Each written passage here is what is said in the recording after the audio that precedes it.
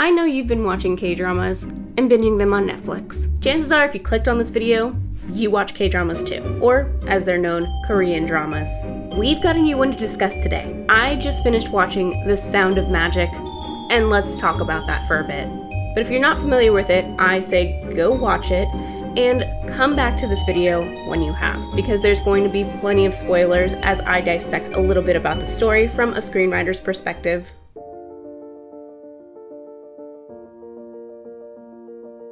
Welcome back to my channel, Scribes. I'm Pika Lee, a writer and filmmaker, building the perfect writer's foundation and sharing it with the world. If you don't know much about The Sound of Magic, this started out as a webtoon comic.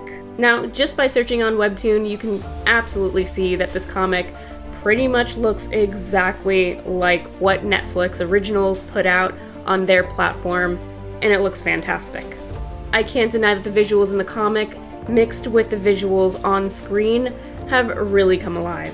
Now, The Sound of Magic follows a young, struggling high schooler who is doing her best to survive in the very adult world that her father has abandoned her and her younger sister in to fend for themselves. She happens to cross paths with the handsome magician that has been rumored to live in an abandoned amusement park, and of course from there, things get crazy for her.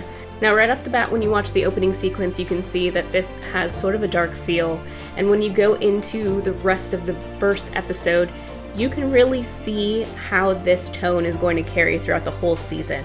Now, this show is absolutely set in a dramatic setting with a fantasy element. It's quite a fun show to watch, but it's also very heavy, so the tone of this is absolutely very dramatic, very heartfelt, very slice of life if you're familiar with that genre, and absolutely follows each person in their journey with really great themes. I think the most interesting part about this show is that it was a musical. How many times are you seeing that song and dance get played out on TV for a Korean drama? Not often, and I loved it. It was great to finally see some of those talents and skills that usually carry over with their actors. Now, moving on to the setup, let's talk about how they've set up the first episode.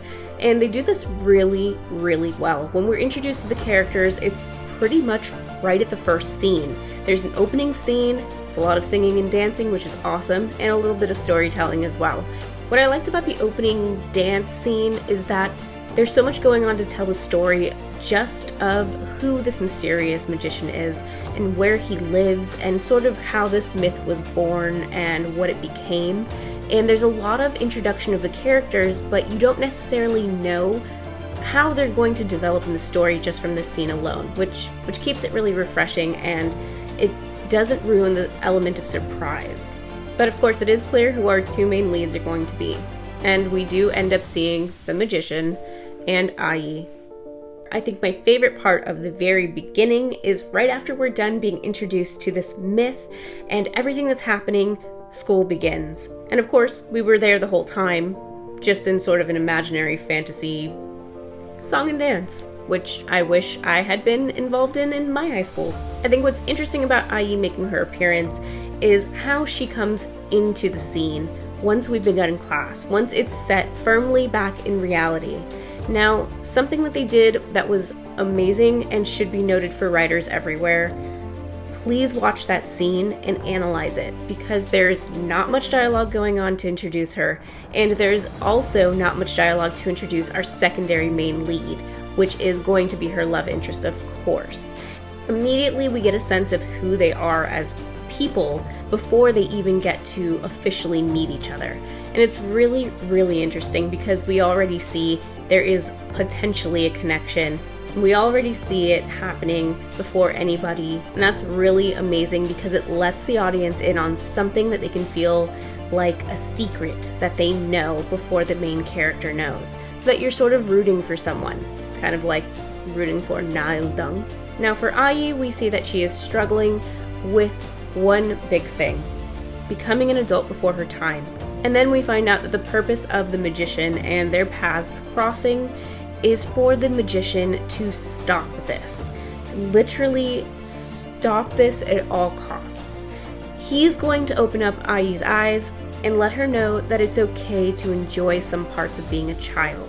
And over the course of 6 episodes, you're really gonna see that actually blossom for Ai, even though she's so resistant to this, which is a great thing, because if she wasn't resistant, we wouldn't have an arc. Of course, for my non-writers, if you're just watching this review and you have no idea what a character arc is, a character arc is quite literally arcing from one phase to another, and that is changing internally into a different person. So if you are more than likely a child who is acting as an adult, but it's not quite your time to take on that responsibility, you are going to arc, hopefully, into a young woman who sees that it is okay not to take on all of the responsibilities that were thrust upon you at such an early age, and to really come into your own and enjoy the little things. Take time for yourself.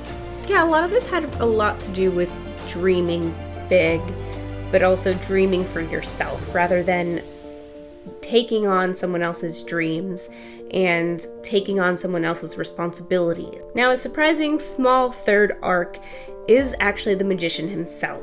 And I think that this was a really interesting one because you don't quite know that it's happening. It's a very small running arc, and this one has to do with asking the question, do you believe in magic? When really he's asking, do you believe in me? Finally having to believe in himself. Now, briefly touching on the dialogue of The Sound of Magic, I can absolutely say that even though it was translated into English subtitles for me, I absolutely do not, please do not put on the English dub version that Netflix has just introduced. It's quite terrible. You can try it just for kicks, but trust me, it's not the same. I could not stand it when I first tried it for Business Proposal, and I wasn't going to try it with this because I'm already comfortable with reading the subtitles and listening to the original voices, which to me have a lot of emotion that we can't quite emulate when we do a English dub anyway. So keep it classy and still use those subtitles. Trust me, it's worth it. I can tell you that every time I watch a drama and I do have the subtitles on, you can see that the themes and a lot of what's translated through is very deep dialogue. It's very deep meaning, and that's because of the values that are being pretty much explored in these K-dramas. And so for me, the dialogue was really great. It conveyed everything that I needed, but also the lack of dialogue was something that I truly enjoyed about this show because there was so much going on for the characters to actually, and the actors, to actually portray to the audience without having to use too much dialogue. And of course, while we got the music bits and the music portions that were placed in there with the beautiful set pieces, and all of that coming together to set the mood of the internal struggles that they were going through. So all in all, I think The Sound of Magic was a really fun piece to watch. I think this show got a little bit darker than I anticipated it to go, but I was quite fine with that because I tend to like darker sort of stories that are dramatic and have a little romance element in there, so this really did all of that very well. And of course, the mystery involved in this just unfolded really well. That mysterious element that they added to this with an additional storyline that you just quite didn't see coming. As you know, mystery is not very easy to do. For the most part, when you actually write mystery, you're pretty much going to have to know your end and work it backwards and then layer it up. The show actually reminded me of Memories of the Alhambra, which had a really great mysterious element to it also, and also that I wish had a second season. And then of course the darkness hit me in the same way that Switched hit me. Switched was a really great Netflix original, or I believe it was a Netflix original, that came in and really took me by storm. I had no idea how that sort of fantasy and mystery element was going to really play, and that darkness of the show. Remember to hit that like button, and of course make sure to subscribe if you like content like this. And until next time, scribes, I will see you in the future.